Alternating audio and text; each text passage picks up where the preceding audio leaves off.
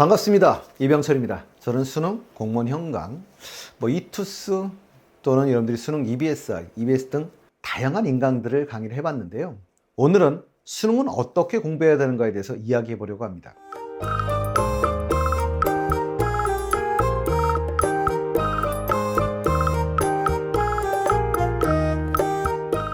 일단 다양한 시험 중에 수능은 기본적으로 등급을 비율로 정하는 것이니 남보다 잘 봐야 하는 시험인 겁니다. 그러니 시험을 알고 시험을 준비한 자가 잘 볼 수밖에 없지요. 어느 시험이든 지식이 없이는 볼 수가 없습니다. 하지만 그 시험에 맞는 테크닉을 배양함으로써 가진 실력보다 더 잘 볼 수 있는 것은 분명합니다. 요즘은 현역 때부터 애초에 재수를 생각하는 친구들이 많은데요. 그러지 마십시오. 일단은 최선을 다하는 거고 올해 끝낸다는 생각으로 하셔야 합니다. 수험생이 되는 순간 항상 피곤합니다. 대학 가면 MT 가죠? 갔을 때 자라, 안 잡니다. 어제도 안 잤는데 오늘도 안 자지. 그런데 수험생은 어제도 잤는데 오늘도 졸립니다. 항상 피곤합니다. 노동을 하거나 싫은 일을 하면 빨리 지치죠. 그러나 좋아하는 거라면 덜 지칩니다. 수험생들 공부하느라 수면이 부족하다? 뻥입니다. 어제 몇 시간 잤지요? 6시간 잤어요. 그건 밤에 잔 걸 계산한 거지. 학교에서 수업 중간중간 잔 것과 그 많은 수업 중 스스로 만들었던 절전 모드, 이걸 다 더하시면 그보다 많이 잘 수는 별로 없습니다. 아마도 직장 생활하는 아버님보다 더 잤을지도 모릅니다. 수험생은 수면이 부족한 게 아니라 수험생이라는 스트레스가 문제인 거지요. 그러니 스트레스를 안 받을 수는 없어요. 그러나 적게 받으려고 노력하셔야 합니다. 그것은 마지못해 하는 일이 아니라 하고 싶어서 하는 일이라면 피로는 덜할 겁니다. 자, 그렇다면 그러기 위해서 우리는 무엇을 해야 할지 생각해 보기 바랍니다. 자, 수험생이 되는 순간 제가 바라는 제일 먼저 할 일은 목표 대학을 정하십시오. 가능하면 과까지 정해주면 더 좋지요. 사실 미래에 대한 꿈이 있다면 연계해서 정하셔도 좋습니다. 그러나 학생들은 가끔 저한테 이렇게 묻지요. 쌤, 꿈이 바뀌면요? 괜찮습니다. 지금처럼 급변하는 시대에 좋아하는 것이 있다는 것만으로도 무엇인가 노력할 모티브가 되니까요. 꿈이 없다면요? 가고 싶은 대학을 중심으로 정하십시오. 그리고 이전의 자료를 통해 합격 가능 점수를 확인해 보시고요. 물론 현재의 나의 점수를 객관적으로 이해하시는 게 중요합니다. 그리고 남은 시간에 올릴 수 있는 가능성을 생각해보고 정하시는 게 좋지요. 단, 너무나 가기 가능한 대학을 목표로 정하시는 건 안 됩니다. 현 시점에서 가능하지 않아도 좋습니다. 사실 현 시점에서 가능하지 않기 때문에 목표가 되는 것이겠지요. 가고 싶은 대학을 정했으면 작년 기준으로 합격선이 어땠는지 알아보시고 과목별 목표 점수를 정하시기 바랍니다. 사탐으로 예를 든다면 등급 컷이 일반적으로 3등급은 반드시는 아니지만 42점 정도가 나오게 되는데요. 여기까지는 조금만 공부하시면 맞을 수 있습니다. 그래서 수험생분들에게 미안하지만 제가 3등급도 안 나와요. 그건 공부를 안 하신 겁니다. 그러나 이때부터 조심하실 건 3등급이 되는 순간부터 한 등급을 올리고자 할 때는 그때까지 공부한 만큼의 시간과 노력이 필요하다는 걸 기억하시기 바랍니다. 그러니 공부를 시작해서 3등급이 될 때까지 걸린 시간과 노력만큼 3등급에서 2등급이 되는데 필요하다고 보시면 되겠고요. 2등급에서 1등급이 되는 데는 처음 시작해서 2등급이 되는 데까지 걸린 시간만큼 필요하다는 걸 기억하셔야 됩니다. 그러니 주어진 시간 안에 과목별 등급 목표를 정하는 것이 왜 중요하냐? 그래야 시간을 어떻게 투자할지를 아실 수 있기 때문입니다. 그리고 각 등급에 맞도록 학습 계획을 짜시면 됩니다. 그러니 몇 시부터 몇 시 언어 이런 식의 원그래프는 이제 그리시면 안 되는 나이세요. 이거 기억이 나시죠? 초딩 때 짜보고 지금까지 초딩 이후는 맞은 적이 없어요. 그러니 제 개인적인 생각입니다. 분명히 제 개인적인 생각인데 계획표는 주 단위 또는 보름 단위로 시험 볼 과목을 정하시고 일단은 자기가 공부하고 있는 텍스트북을 중심으로 해서 책의 목차를 통해 어디까지 나가야겠다는 진도를 정하시는 게 좋습니다. 다만 부탁은 너무 타이트하게 욕심이 앞서시면 안 됩니다. 왜 욕심이 앞서면 안 되죠? 이렇게 말하면 그 정해놓은 진도를 못 나가면 그때부터 스트레스예요. 그러니 가능하시면 실현 가능하게 짜는 게 좋습니다. 그럼 가끔 이런 질문을 하세요. 근데 너무 쉽게 짜놨더니 진도가 미리 당겨져서 끝나면요? 그럼 뭐가 걱정이세요? 뒤에 진도를 당겨서 하시면 되지. 그러다 보면 마지막엔 보름이나 한 달 정도가 여유가 남으실 수도 있을 겁니다. 계획을 세울 당시는 알 수 없었으나 중간에 꼭 보고 싶은 책이 생길지도 모르잖아요. 그럼 이 시간을 활용해서 좀 더 많은 공부를 하고 가시면 됩니다.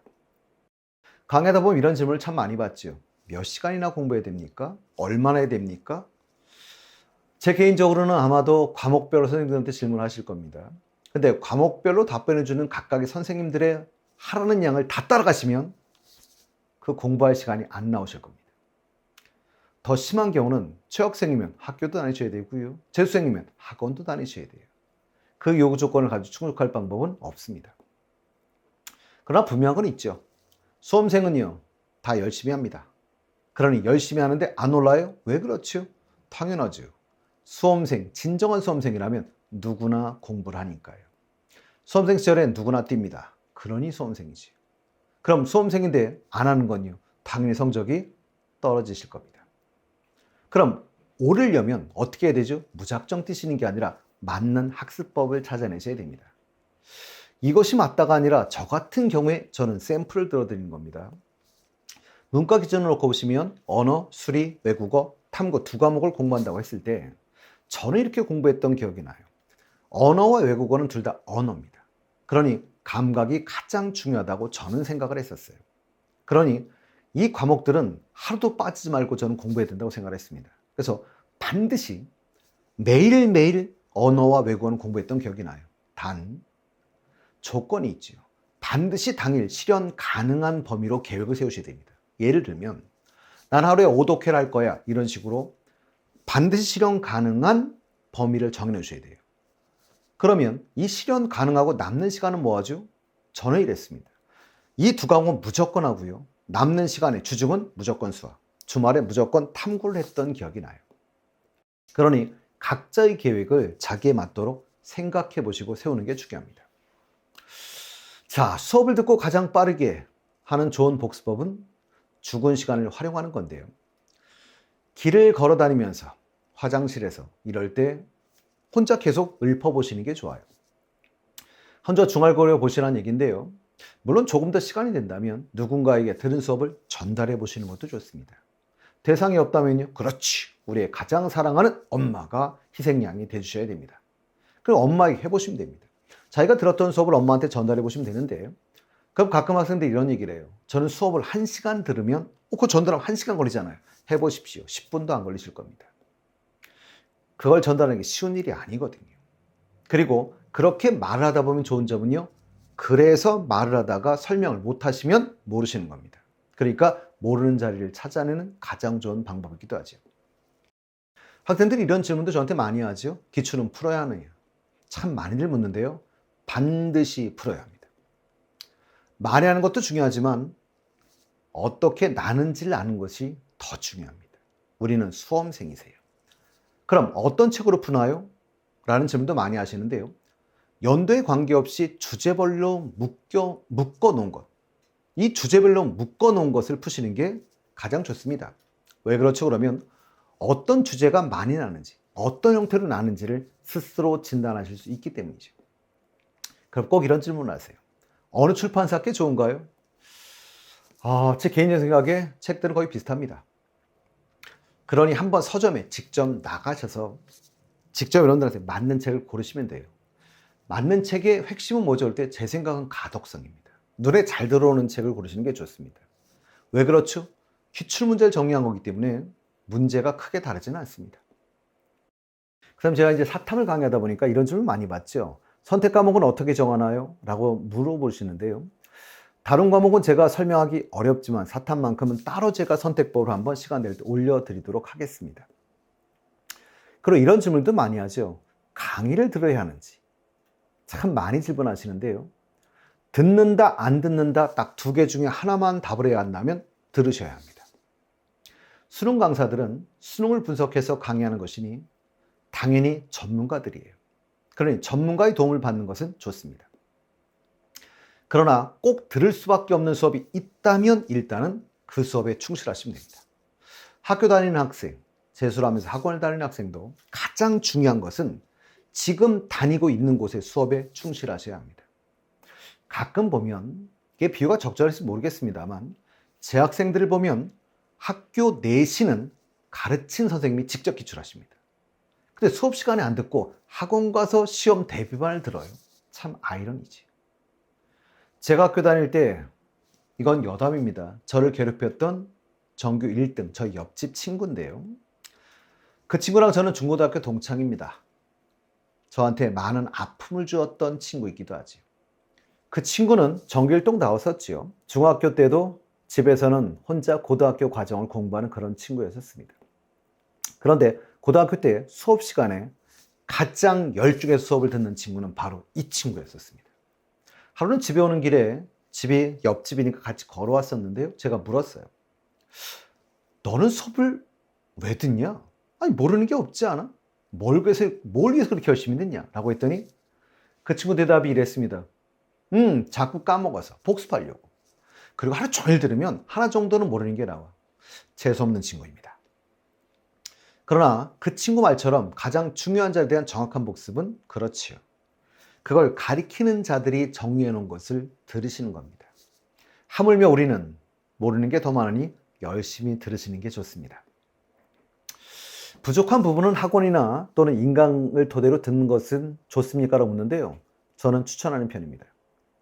단 수능 준비를 글쎄요, 욕먹을 수 있는 얘기지만 대학생 과외를 시키는 것은 저는 적합치 않다고 생각합니다. 물론 이런 경우는 좋습니다. 물론 수능만을 놓고 얘기하는 겁니다. 수능만을. 인강 등을 여러분들이 뭐 수능 준비를 인강 같은 걸 토대로 준비를 한다. 그때 질문을 할 곳이 별로 없다면 이 질문을 답해주는 보조적 수단으로서의 대학생 과외는 제가 인정을 하지만 가능하시다면 학원이나 인강을 토대로 해서 수능 준비를 하시는 게 좋고요. 학원의 인강은 어떤 것을 선택하는 게 좋은가? 이것도 따로 한번 정리해 드리도록 하겠습니다. 그러나 가장 일반적으로 사탐만 안에서 제가 말씀을 드린다면 수능은 EBS 연계율이 상당히 높습니다. 물론 그 연계율이 조금씩 줄어들고 있는 것은 사실이지만 특별하게 듣고 싶은 게 없다면 제가 추천하는 강의는 EBS입니다. 그래서 EBS 꼭 들어야 합니까? 이렇게 묻는데요. 그건 아닙니다. 왜 그렇죠? 이렇게 말하면 강의를 연계해서 수능을 내는 건 아니니까요. 그런데 물론 사설 인강 사이트에 특별히 좋아하는 분이 없다면 저는 EBS를 듣는 것을 권합니다. 일단 사탐만 놓고 보시면 수능에 연계하는 교재는 딱 2권뿐입니다. 나머지는 보실 필요가 없어요. 하나는 수특이고요. 또 하나는 수완인데요. 이 교재로 강의를 듣는다면 교재를 따로 보실 필요가 없기 때문인 것이죠. 그러나 EBS 교재를 먼저 공부하는 것이 옳은가라고 물을 땐 그건 아닙니다. 문제는 반드시 기출을 먼저 분석하고 시간이 남았을 때 그 뒤에 EBS 교재를 분석하셔야 합니다. 언제 보느냐는 그렇게 중요하지 않아요. 수능 기출을 먼저 분석하시고 수능 전에 시간이 날 때 수완과 수특을 함께 묶어서 정리만 꼭 해주시면 좋겠습니다.